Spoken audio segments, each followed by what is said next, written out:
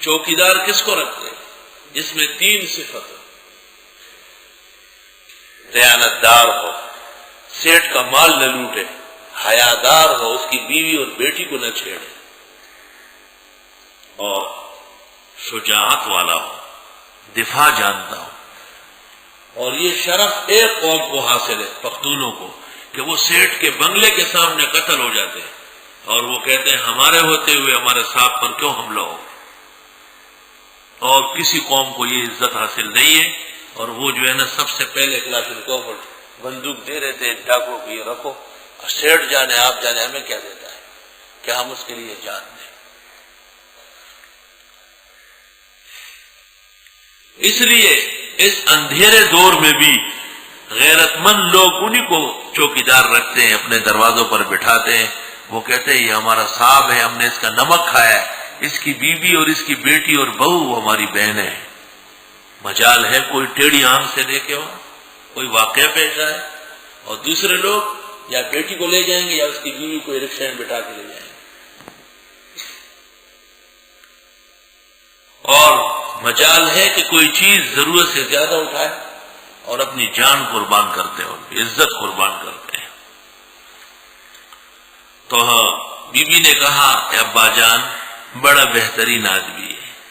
بڑا طاقتور ہے، بڑا دیانتدار ہے، پہلے سے آپ کا ارادہ تھا ایک آدمی کو مویشیوں کے لیے رکھنا، تو بس یہ ٹھیک ہے۔ حضرت عبداللہ ابن مسعود نے کہا ہے ثلاثۃ من فرسان العقل،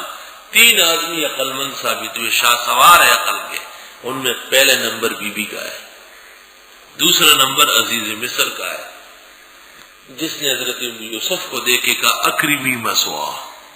اور تیسرے ابو بکر ہے جنہوں نے اپنے بعد حضرت عمر خلیفہ منتخب کیے۔ شعیب علیہ السلام نے دیکھا ایک خوبصورت جوان، بہترین صلاحیتوں والا، پاک دامن و حیادار، میں اس کو گھر میں رکھوں، کیسے رکھوں گا، گھر میں جوان لڑکیاں ہیں۔ قال انی اريد، حضرت نے فرمایا بے شک میں چاہتا ہوں، ان کے کا کہ میں آپ کے ساتھ نکاح کر لوں، احدا ابنتیا ہاتین، ان 2 بیٹیوں میں سے ایک کا متعین ہو چکی تھی، وہی صفورہ، علی مہری ہوگا، انت اجرنی، کہ آپ کام کریں ہمارے ہاں، 8 حجج، 8 سال تک، فإن اتممت 10، بس اگر آپ نے پورے کیے 10 سال، فمن عندک، یہ آپ کا احسان ہوگا، وما اريد ان اشق علیک، میں نہیں چاہتا ہوں کہ سختی کروں آپ کے ساتھ، ستجدنی انشاءاللہ من الصالحین،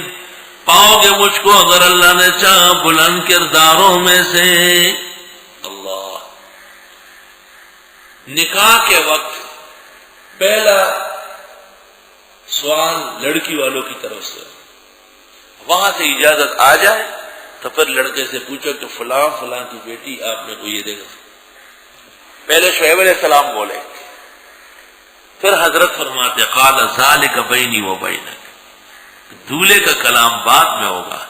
لڑکی والوں کی طرف سے کلام وہ موجب ہوگا، ایجاب وہاں سے ہوگا، قبول یہاں سے ہوگا۔ حضرت نے فرمایا ذالک بینی و بینک، یہ میرے اور تیرے درمیان میں طے ہو گیا،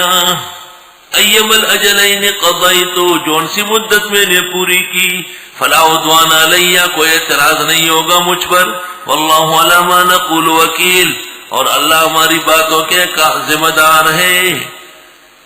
عبداللہ ابن عباس سے پوچھا گیا کہ موسیٰ علیہ السلام نے کون سی مدت پوری کی، فرمایا 10 سال کا۔ کیسے پتہ چلا کہ انبیاء ہمیشہ احسان مند ہوتے ہیں، ایسا نہیں ہو سکتا کہ شعیب کو ضرورت 10 سال کی تھی اور موسیٰ 8 سال بکریاں چرا کے چلے جائیں۔ شعیب علیہ السلام نے دیکھا کہ یہ مسافر آدمی ہے، کہاں پریشان ہوتا رہے گا، بیٹی دے دیتا ہوں، اور اس خیال سے کہ یہاں رہے اور مصر کے حالات اچھے ہو جائے، فوراً نہ جائے وہاں، 8-10 سال کی پابندی لگائی ان پر کہ یہاں رہنا ہوگا، اور 8-10 سال میں جتنے بھیڑ بکریوں کے پالنے کی اجرت ہوگی وہ آپ کی طرف سے ہماری بیٹی کا مہر ہوگا، اور مہر مقرر کرنا اسلامی آداب ہے۔ آپ نے فرمایا حدیث میں نکاح اور زنا کا یہ فرق ہے کہ نکاح میں مہر کا تقرر ہوتا ہے، اور پہلے سورۃ النساء میں گزرا ہے کہ مہر کے لیے اجرت کا لفظ آیا ہے.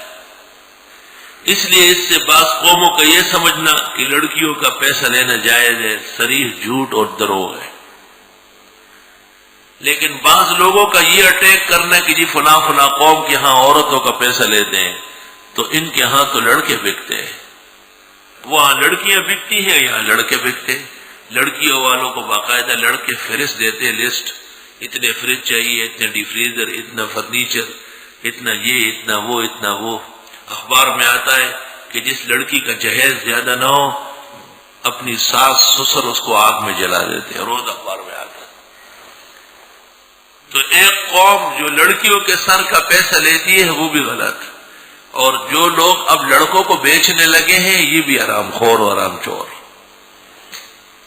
بھئی لڑکا دیندار ہے اور دنیا پر کوئی اعتراض نہیں ہے، بسم اللہ.